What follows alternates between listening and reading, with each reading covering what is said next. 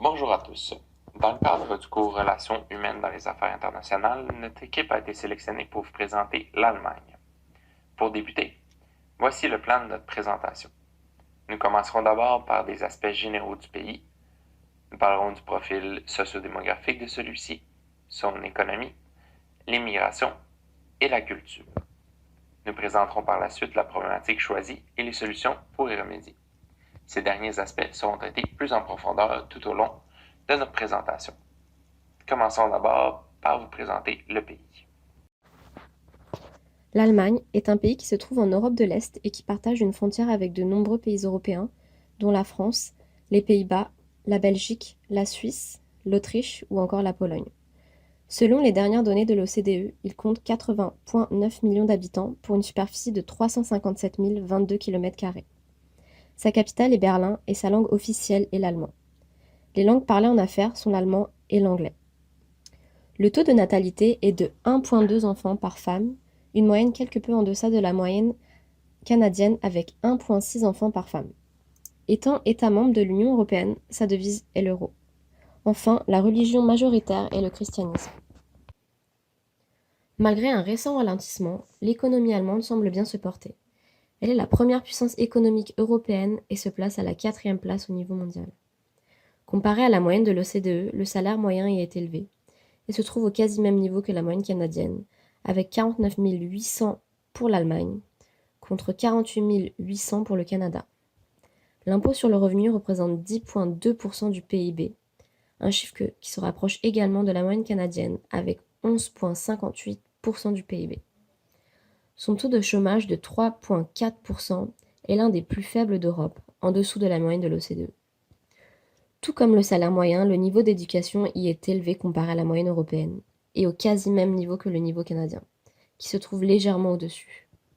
C'est aussi le dernier pays en heures travaillées, avec une moyenne de 1363 heures par an par personne, contre 1708 par an par personne au Canada. Ainsi, il n'est pas surprenant de voir que l'Allemagne fait partie des 3 premiers pays en termes de niveau de vie, et peut donc potentiellement représenter le meilleur candidat parmi les pays européens lorsque l'on songe à l'expatriation. Pour continuer sur l'aspect économique, l'Allemagne jouit de finances publiques solides. Cette solidité lui permet la création de programmes gouvernementaux aidant l'emploi. Nous trouvions intéressant de vous présenter le Kurzarbeit. Ce programme permet aux entreprises et employés d'éviter les pertes d'emploi dans le cas d'une baisse de production, par exemple. Le nombre d'heures travaillées de l'ensemble des employés est diminué pour que tous puissent conserver leur emploi. Les employés recevront une compensation monétaire pour combler leur salaire manquant. Ainsi, le chômage n'augmente pas. Les employés conservent leurs emplois et une rémunération stable pendant ces périodes plus difficiles pour l'entreprise. Continuons avec l'immigration en Allemagne. Entre 2007 et 2014, l'Allemagne a vu son taux d'immigration doubler, ce qui lui confère le 2e rang des pays accueillant le plus de migrants selon l'ONU. Nous pouvons considérer généralement l'Allemagne comme étant un pays ouvert sur l'aspect de l'immigration. Dernièrement, voulant avoir un meilleur arrimage entre les besoins en main-d'œuvre du pays et les migrants reçus, l'Allemagne a voté une loi qui entrera en vigueur en mars 2020. Cette loi permettra aux travailleurs étrangers qualifiés, ayant une formation professionnelle adéquate et venant de pays hors de l'Union européenne d'immigrer plus facilement. Cette loi, si elle entre en vigueur, a pour but d'aider l'économie allemande à faire le plein de travailleurs qualifiés. Enfin, on peut constater qu'il existe très peu de différences économiques et sociétales entre l'Allemagne et le Canada. Par ailleurs, les récents événements en lien avec l'immigration et les mesures prises pour attirer davantage de main-d'œuvre qualifiée semblent pouvoir représenter une bonne opportunité d'expatriation pour un Canadien. La culture s'avère être le principal obstacle auquel il devra faire face dans sa vie professionnelle comme dans sa vie personnelle. Reste à savoir ce qu'est la culture. On trouve de nombreuses définitions en lien avec la culture qui peuvent renvoyer à plusieurs concepts comme la culture générale, la culture ouvrière ou encore la culture occidentale par exemple. Une définition qui décrit bien la culture à laquelle nous allons faire référence ici est la suivante.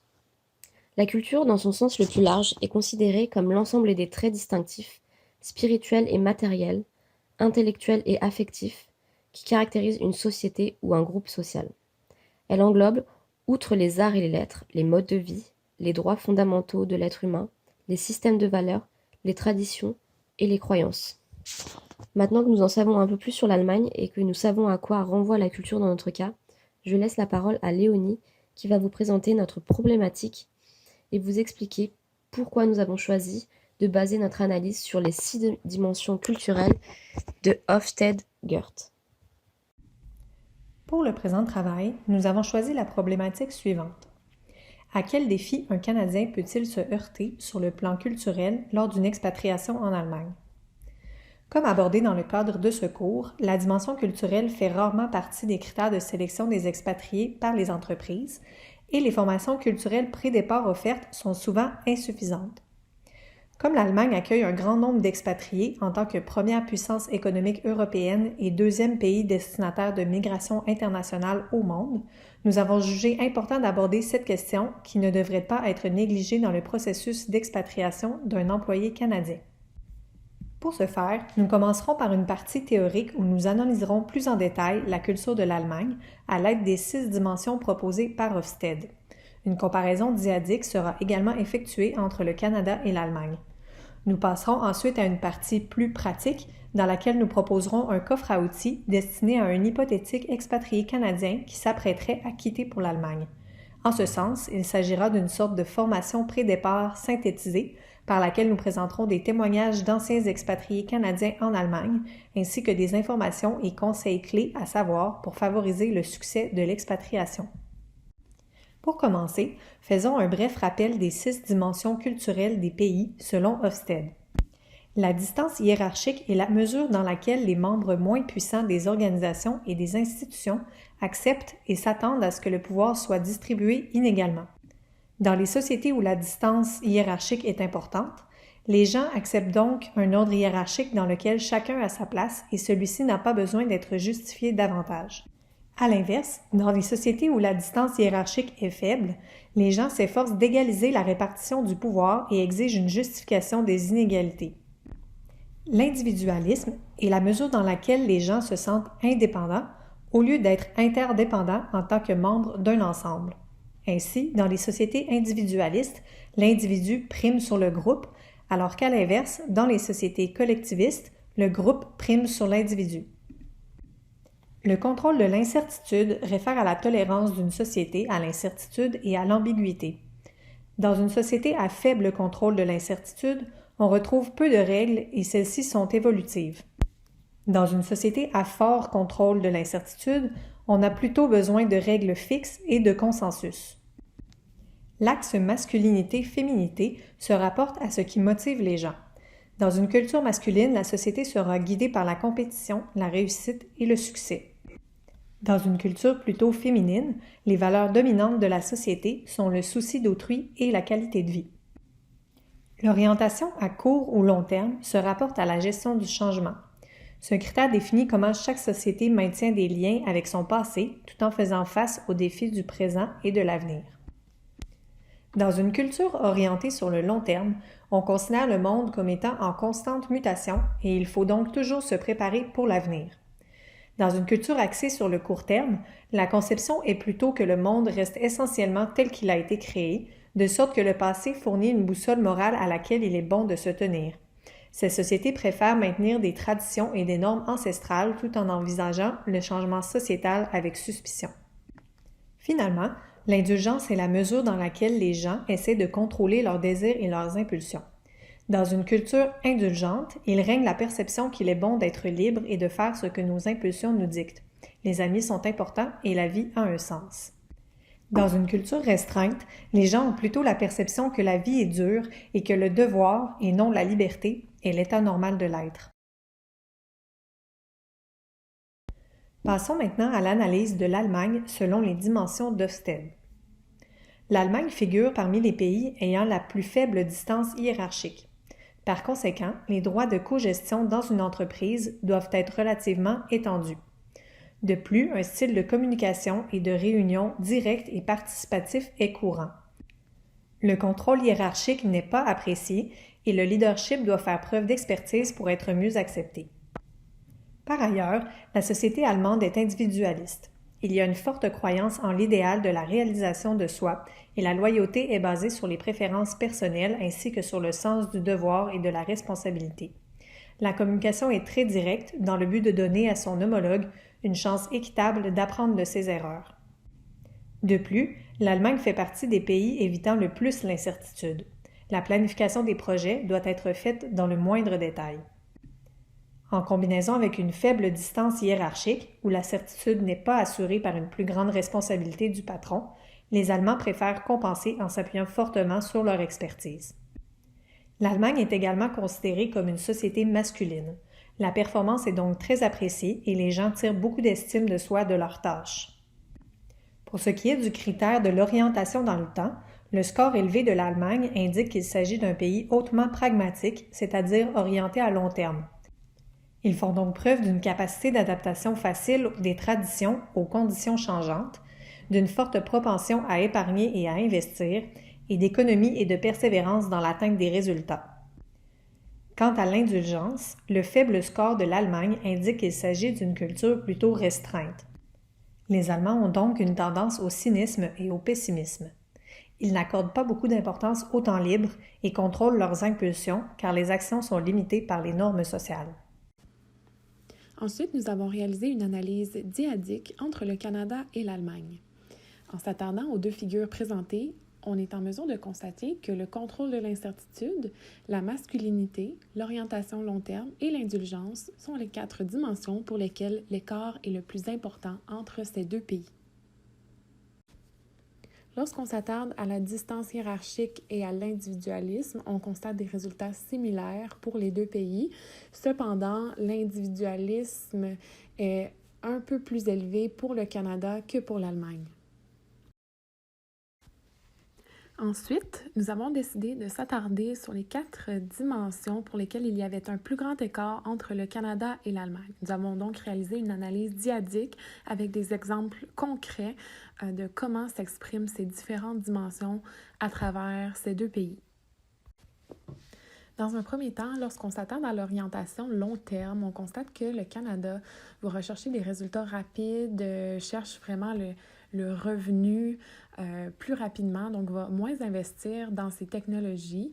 Par exemple, il y a une majorité de PME canadiennes qui sont en retard technologique, donc on n'a pas assez investi au courant des dernières années dans la technologie, tandis que du côté de l'Allemagne, le concept de l'industrie 4.0, qui est vraiment axé sur l'automatisation, la robotisation, l'intelligence artificielle dans la production, dans les industries, est vraiment une de leurs initiatives. Donc, ils sont un pionnier dans la 4e révolution industrielle. Et là, c'est vraiment un exemple concret qu'ils sont axés là, vraiment sur le long terme. Également, l'Allemagne est un leader dans l'énergie renouvelable. Donc, comparé au Canada qui investit encore dans de l'énergie fossile, ça démontre vraiment la différence des deux pays en ce qui a trait à cette dimension. En ce qui a trait à la dimension de l'indulgence, comment elle s'exprime pour le Canada? Eh bien, le Canada accorde une grande importance à la liberté d'expression. Les employeurs offrent un environnement, des conditions de travail assez flexibles à leurs employés en leur permettant de faire du télétravail, de gérer leur horaire, puis mettent également le plaisir au travail de l'avant. De plus, le small talk est encouragé, donc il n'est pas rare qu'on va parler de notre fin de semaine à nos collègues. Tandis que du côté de l'Allemagne, on est un petit peu plus conservateur, donc les normes sont très importantes, bien ancrées. Il y a vraiment une barrière entre la vie privée et la vie au travail. Il n'y a pas de small talk, du moins il n'est pas encouragé, donc le travail est fait pour travailler. Et puis, l'humour n'est pas particulièrement non plus apprécié au travail, donc les réunions vont être assez sérieuses. On est au travail pour travailler. En ce qui a trait au contrôle de l'incertitude, donc le Canada a un niveau de tolérance plus élevé à l'ambiguïté. Comment cela pourrait se traduire dans un milieu de travail? Eh bien, si un gestionnaire donne une tâche à réaliser à un employé, mais qu'il ne lui dit pas comment le faire ou qu'il reste certaines variables qui sont inconnues à l'employé, celui-ci va être quand même capable d'effectuer la tâche en ayant un niveau d'anxiété qui est beaucoup moins élevé que dans la situation où est-ce qu'un Allemand se verrait donner une tâche pour laquelle il ne connaît pas bien son rôle. Donc, les employés géreraient mieux l'incertitude au Canada qu'en Allemagne. Du côté de l'Allemagne, on se fie beaucoup sur les règles, les lois, les procédures. Donc, on planifie beaucoup. Les gestionnaires, d'ailleurs, ont un besoin de planification davantage marqué. Et puis, la planification est reliée au succès des entreprises en Allemagne. Ensuite, lorsqu'on s'attarde à la masculinité, le Canada est un pays moins masculin que l'Allemagne, notamment en ce qui a trait aux habiletés des gestionnaires qui sont davantage relationnels, donc ouverts, sociables, tolérants, attentionnés, flexibles, tandis que les gestionnaires de l'Allemagne, eux, sont plutôt assertifs. En ce qui a trait aux négociations, au Canada, les négociations sont davantage axées sur les relations, alors qu'en Allemagne, la négociation va être vraiment basée sur les faits. Il va y avoir une très grande préparation qui va être faite et encore une fois, il y a beaucoup de sérieux qui demeure. Poursuivons donc avec le coffre à outils de l'expatrié. Dans un premier temps, nous vous présentons 2 entrevues réalisées avec des anciens expatriés en Allemagne. Bonjour, mon nom est Julien. Je vais vous parler de mon expérience en Allemagne. J'ai été envoyé en novembre 2011 par mon ancienne compagnie pour travailler comme consultant chez Volkswagen.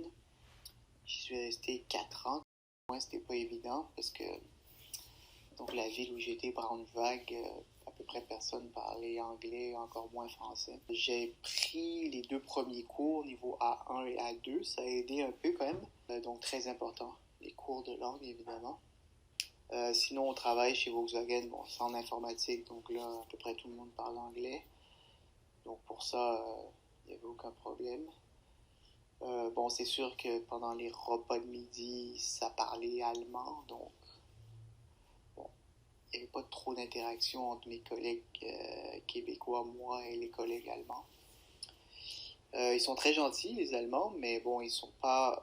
C'est pas les plus chaleureux, disons, on peut dire, là, mais ils sont tout de même très gentils.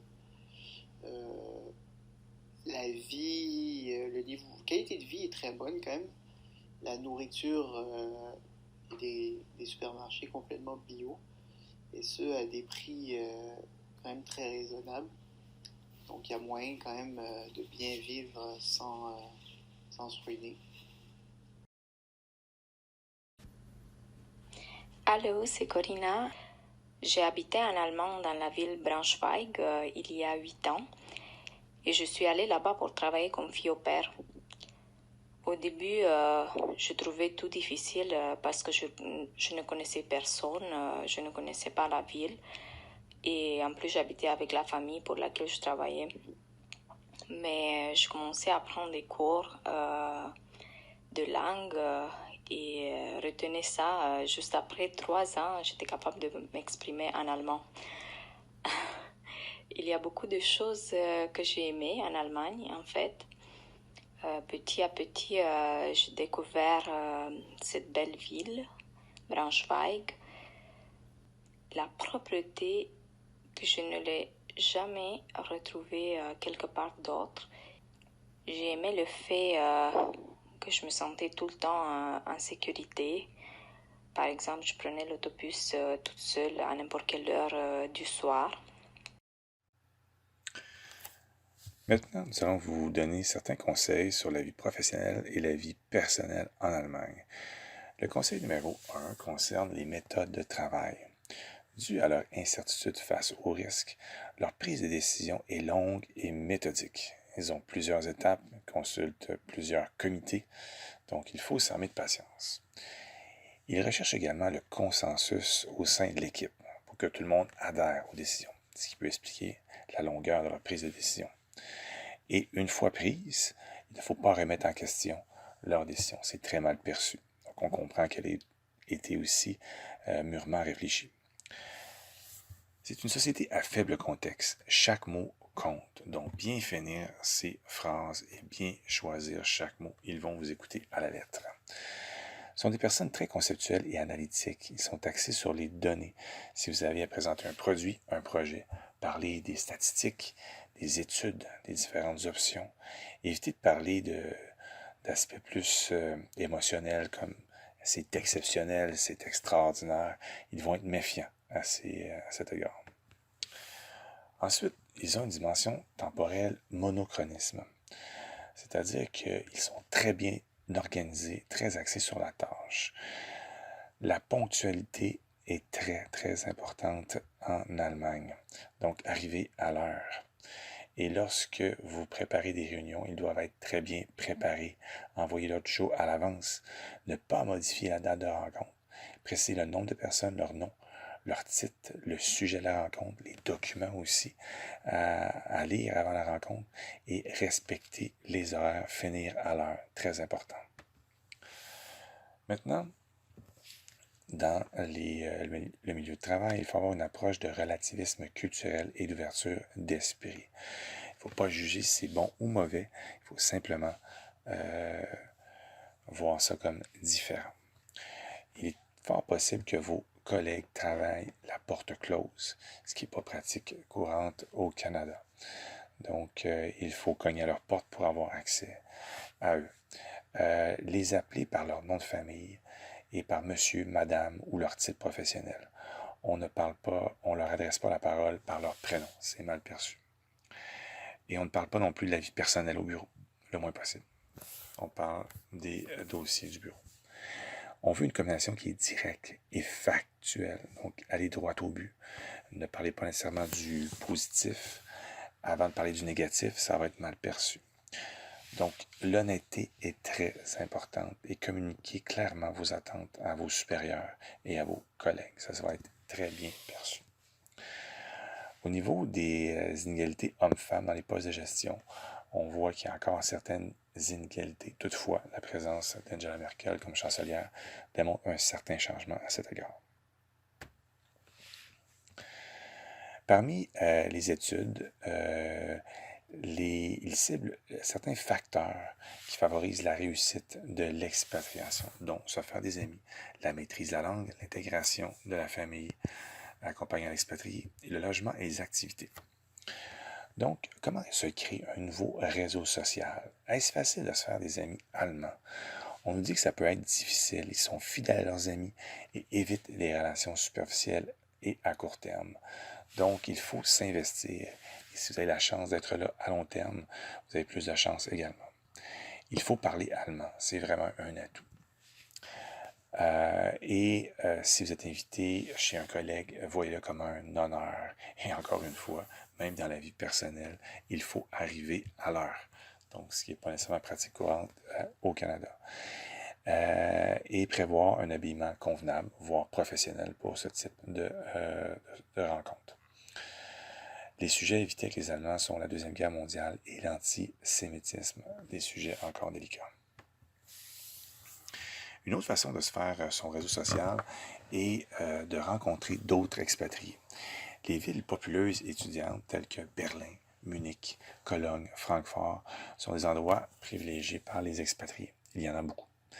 Si vous voulez rencontrer des Canadiens, les services diplomatiques sont des endroits où vous pouvez en rencontrer. Que ce soit les ambassades, les consulats, les bureaux du Québec. Souvent, ils organisent des activités sociales lors de nos fêtes nationales. La fête du Québec, la fête du Canada. Donc, c'est une belle occasion d'en rencontrer. Même de fraterniser avec eux et de parler de votre expérience en Allemagne et même qu'ils peuvent vous aider dans certaines choses du quotidien par la suite. On nous a dit aussi que les groupes organisés d'activités sportives, c'est une belle occasion de rencontrer des expatriés. Pour ce qui est de la famille maintenant, pour faciliter l'intégration, l'anglais est toléré, mais on obtient de meilleurs résultats en allemand. Donc, toute la famille doit se mettre à l'allemand. Ça va beaucoup améliorer l'intégration. Il ne faut pas sous-estimer les différences culturelles et dans les bonnes pratiques qu'on cible dans les études, de faire participer la famille aux formations pré-départ et avoir une personne, une famille contact rendue sur place peut grandement aider l'intégration et vous aider dans vos différentes démarches. Vous allez devoir refaire votre vie un peu sur place. Donc, ça peut être très bénéfique. Et s'attendre à une certaine lourdeur administrative, ce qu'on nous a dit, au niveau des services publics et des banques. Certains services exigent encore des documents envoyés par fax. Donc, au niveau du logement et du coût de la vie, il faut s'attendre à une certaine pénurie du logement dans les grandes villes en Allemagne. Donc, être patient pour trouver un logement. Et au niveau du coût de la vie, dans certaines grandes villes comme Munich, le coût de la vie est supérieur à celui de Montréal au niveau du logement et de l'alimentation. Donc, considérez les incitatifs financiers lors de la signature de votre contrat. Ça va pouvoir couvrir les différences du coût de la vie.